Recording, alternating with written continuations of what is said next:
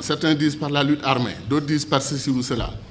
Mais les États-Unis d'Amérique, la Fédération indienne, la Fédération brésilienne, vous croyez que le président Barack Obama ose donner des instructions à l'État de Texas? Il ne peut pas. L'État de Texas est un État souverain à l'intérieur d'une fédération. Ils ont leur constitution.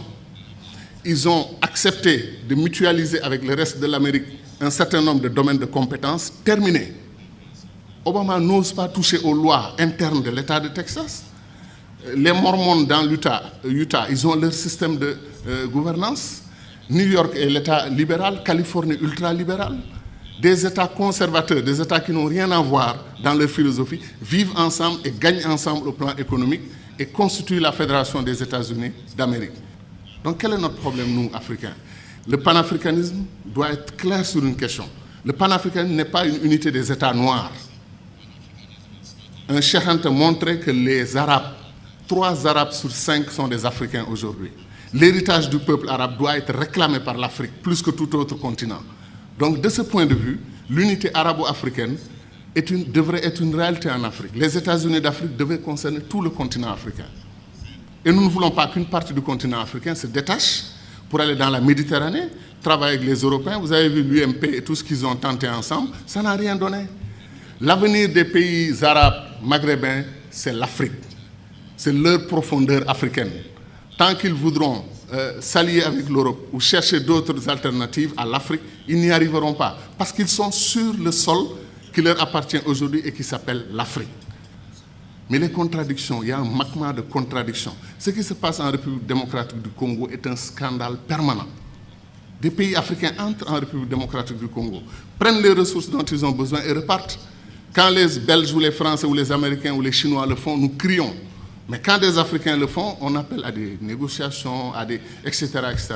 Il y a des injustices que des Africains commettent sur d'autres Africains. Qu'est-ce qui nous empêche de faire les ponts sur le fleuve Rosso entre le Sénégal et la Mauritanie? Qu'est-ce qui nous empêche de faire le pont sur le fleuve Gambie pour donner une continuité territoriale au Sénégal, régler le problème de la Casamance? C'est pour dire que les doctrines d'intégration que nous avons choisies, après 50 ans, comme on est c'est le jour de l'anniversaire, on dit notre bonheur pour ce qui a été fait, mais disons aussi notre préoccupation pour ce qui n'a pas été fait. Kourouma, depuis 1958, dit que le barrage de Dinga au Congo peut donner de l'électricité à toute l'Afrique, régler le problème de l'énergie. L'Afrique pourra même exporter de l'énergie. On n'a pas commencé 1 centimètre du barrage de Dinga.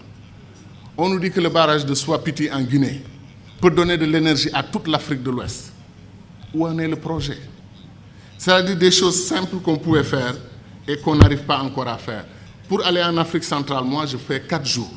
1 jour de voyage, 1 ou 2 jours pour régler les affaires que je veux faire là-bas. Après, c'est la bataille pour le retour. La dernière fois, je suis allé à Douala. Air Sénégal a annulé son vol. Je suis resté 6 heures à l'aéroport. Et après, on m'a dit que non, Air Sénégal n'a pas tout à fait annulé. Ils arrivent. On prend 2 avions et on dit qu'on a une compagnie aérienne. 2 avions, ou 2 avions et demi, parce qu'après on a un petit dash qui tourne les hélices, etc. Qu'est-ce qui nous empêche de mutualiser? Air Afrique a été une très belle expérience panafricaine.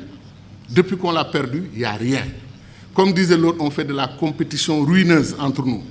Un pays africain refuse de prendre votre offre pour exploiter son pétrole, votre offre de 10%, il refuse. Vous traversez la frontière, un autre pays africain vous ouvre les bras, venez prendre. Pourquoi nous faisons des choses comme ça? Donc ce que nous disons, ce n'est pas de la théorie. Contrairement au sentiment de certains amis dans la salle qui ont pensé que nous, on voulait faire un puissant saut vers le passé. Non, on veut faire un saut vers l'avenir. On veut accélérer l'histoire de ce continent parce qu'on peut le faire. Tout est à volonté d'hommes. C'est les hommes et les femmes qui décident. Et nos dirigeants doivent entendre notre voix. C'est pour cela que les panafricanistes doivent se lever. Ils doivent s'organiser politiquement. Il y a des Africains panafricanistes qui votent pour des dirigeants anti-panafricanistes, qui ne veulent pas l'unité de l'Afrique. Ça n'a pas de sens. Je pense que les panafricanistes doivent être debout et faire entendre leur voix. Et je termine en disant encore une fois que moi, je crois en l'Afrique, et je sais que ceux qui sont dans cette salle croient en l'Afrique. Ce qui me désole le plus, c'est que si on faisait un concours de ceux qui aiment l'Afrique, qui croient au potentiel de l'Afrique, il y a des chances que les Chinois, les Américains, les Brésiliens viennent avant nous autres Africains. Parce que ces gens connaissent, ils savent ce qui se passe en Afrique. Ils savent que l'avenir du monde, Sarkozy, malgré la critique qu'il nous a faite ici, qui ne correspond pas du tout à l'histoire, qui est totalement fausse, que nous ne sommes pas assez entrés dans l'histoire, c'est nous qui avons créé l'histoire. C'est chez nous, en Égypte, que l'histoire a commencé. Et ça, j'y crois profondément. Pendant, comme disait Chahante, eux, l'Europe, ils étaient dans la barbarie. Mais Sarkozy, qu'est-ce qu'il a dit? L'avenir du monde se joue en Afrique. Il est important de nouer des alliances avec les Africains dès maintenant, bien qu'il ne l'ait pas fait côté immigration. Mais je veux dire que c'est ça. L'avenir du monde se joue chez nous. On semble être les derniers à en être conscients. L'or, le diamant, le pétrole, chaque jour que Dieu fait, un pays africain se découvre pays pétrolier. Il y a des pays comme le Mozambique vers la Tanzanie, on découvre qu'ils ont des réserves d'or et des réserves de pétrole et de gaz supérieures aux réserves du Koweït. Vous vous rendez compte? L'Afrique est un don de Dieu. Est-ce que les Africains en sont conscients? C'est ça la question. Merci.